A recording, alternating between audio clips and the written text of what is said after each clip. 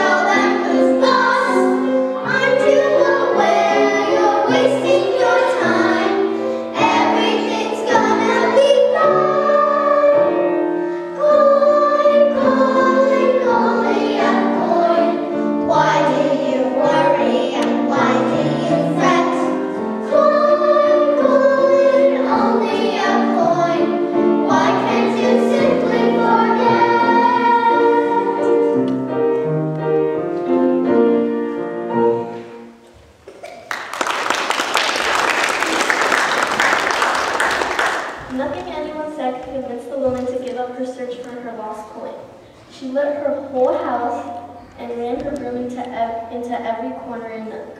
At long last, she found that one coin. She was so happy to have found it that she called all her friends and all her neighbors. She even called old Joe who sold vegetables down the street. Get over here as soon as you can, and let's have a party. I have found what I have lost.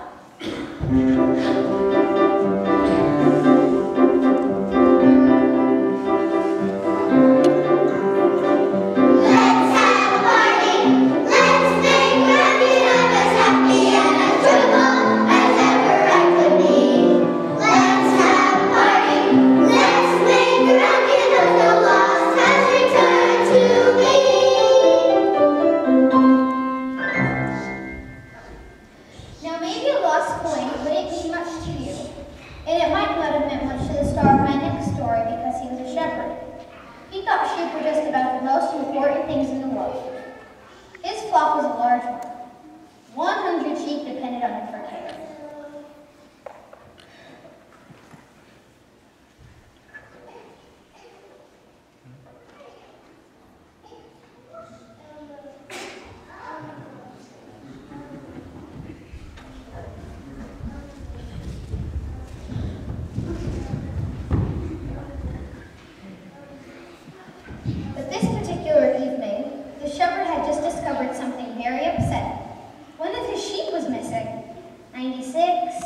97, 98.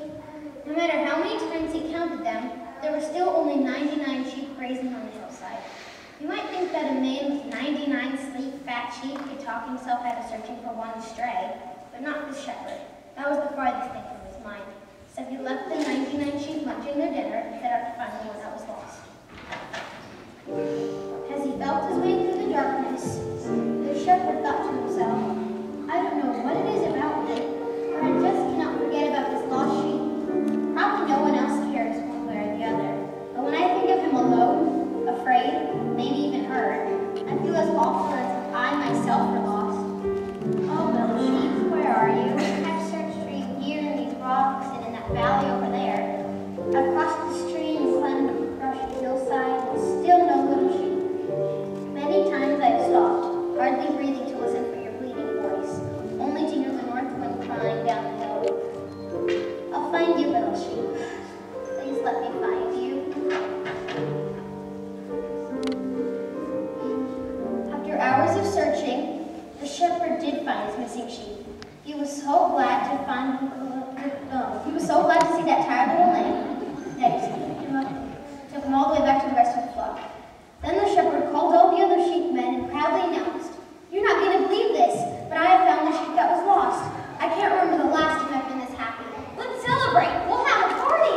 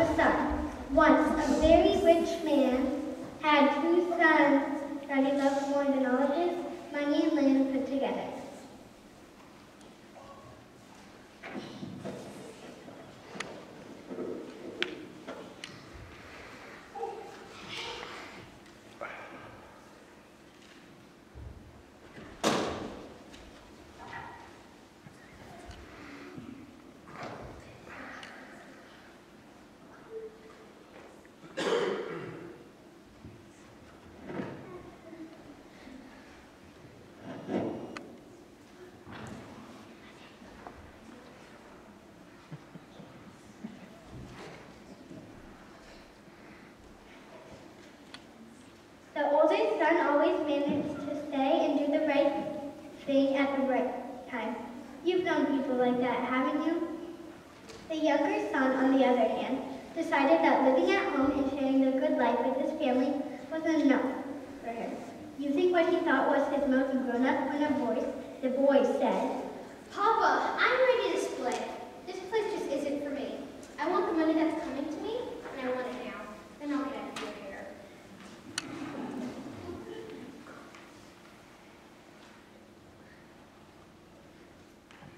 Broken-heartedly, the father gave the boy his share of the family wealth, and in a few days, the boy was gone. With new clothes, fancy shoes, and a pocket full of money, he was sure he was on his way to being number one.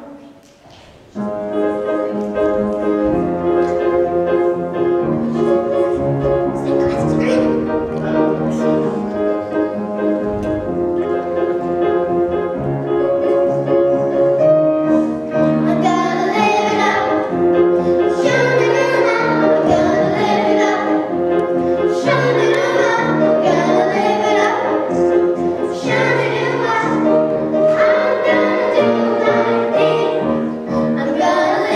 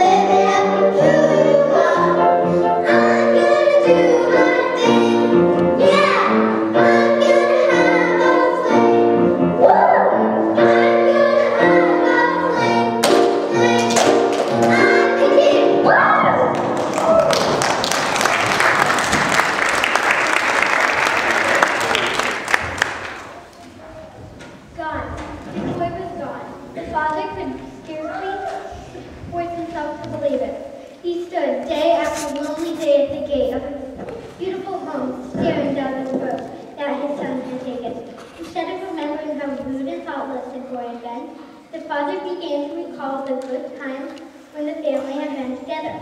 At times like that, he would think to himself, "Oh, what I would do to know how my son is doing this very second. Has he learned to spend his money wisely? Is he sick or hungry? Is he in trouble?" Before he could stop himself, to his mind would come the thought of his boy, alone and miserable. And sometimes, as he stood there at the gate, he cried.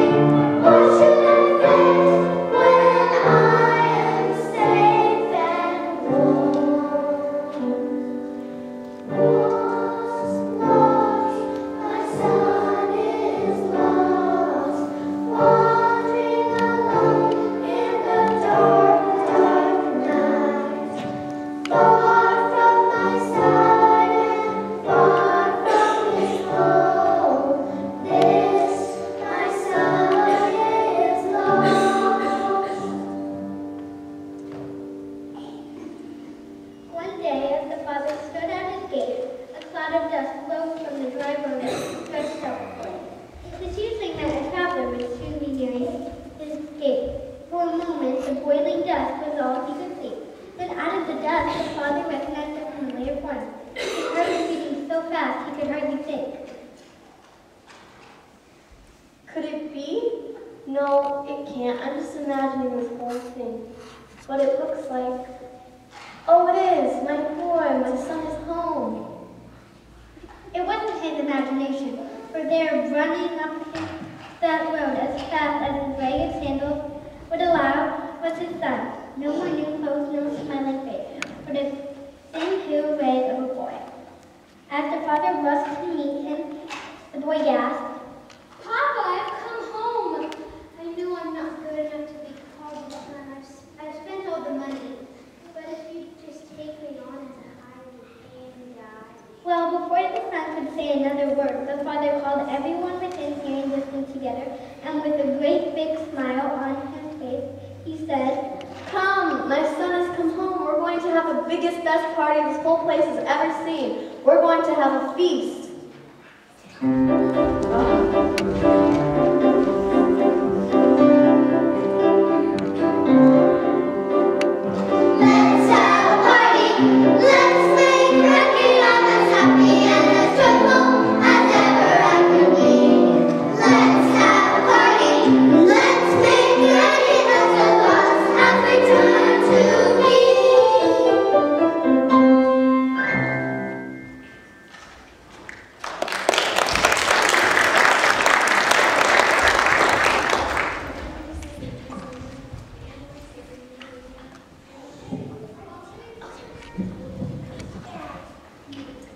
And now you have heard the three stories, a lost coin, a lost sheep, and a lost son, where each found again.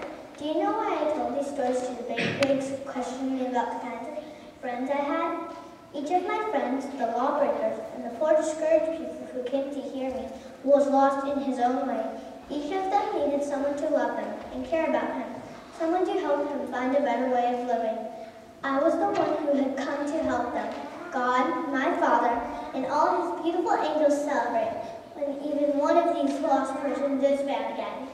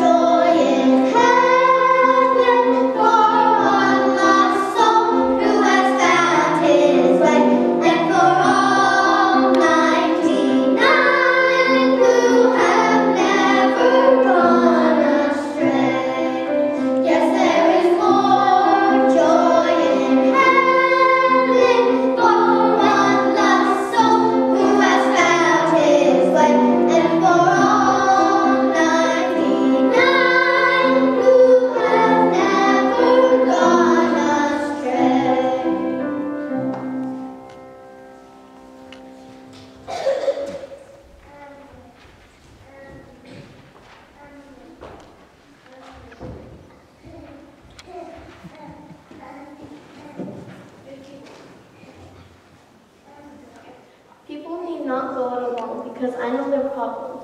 You, too, should be on the lookout for people who need help. This story will show you what I mean.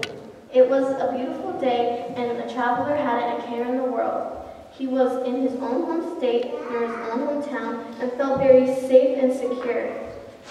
Suddenly, a gang of bandits jumped out from behind. One of them held him while the others beat him and ripped his clothes to shreds. They took all his money and other valuables and left him beside the road to die. He was a goner unless someone came to help him.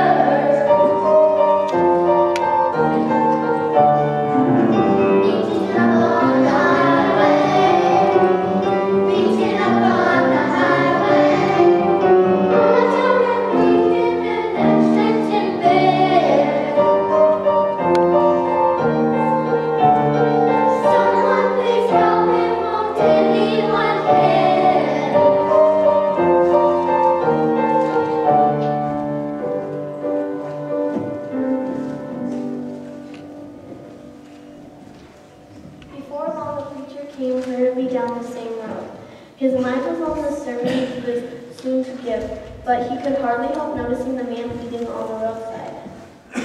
Oh no, that poor man. Those highway robbers are up to their dirty tricks again. If only I didn't have an important meeting at the church in a few minutes, I would help him. We'll have a prayer meeting for him, and I'll ask the congregation to put up a special offering to buy him some new clothes. So, even though he felt sorry for the dying man, the preacher hurried on. In a few minutes, another person, a teacher, appeared on the scene. Like the preacher, he was shocked to see the wounded man. It's just not safe to travel alone anymore. More people need to be told of the dangers that await them here on their own highway. I'll present the problem to my students. We'll discuss it and perhaps find an answer. What a shame I don't know more about first aid so I can help this poor man. Someone's bound to find him soon. So the concerned teacher also went on his own way, leaving the hurt man still waiting for help.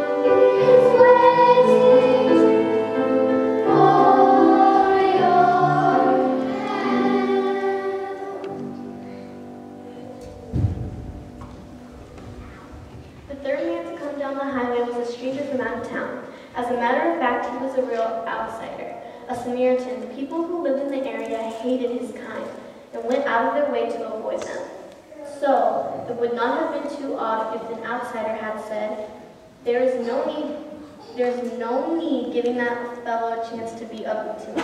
I'll just pretend I don't see him. But he didn't say that. Instead, he remembered how it felt to be disliked and ignored. And so he rushed to help the dying man.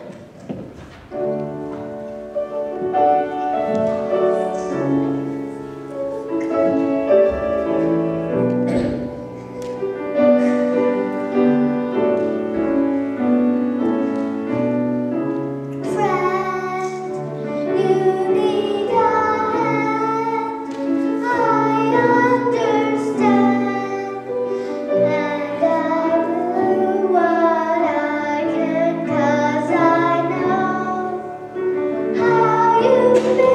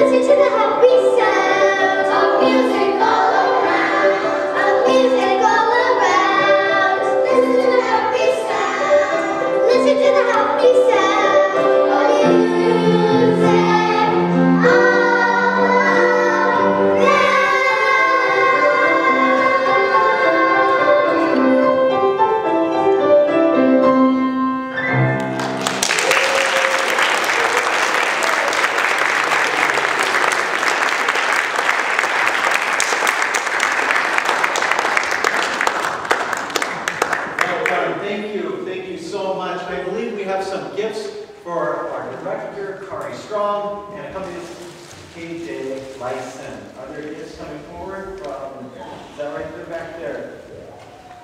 But KJ and Kari, how can we come front and center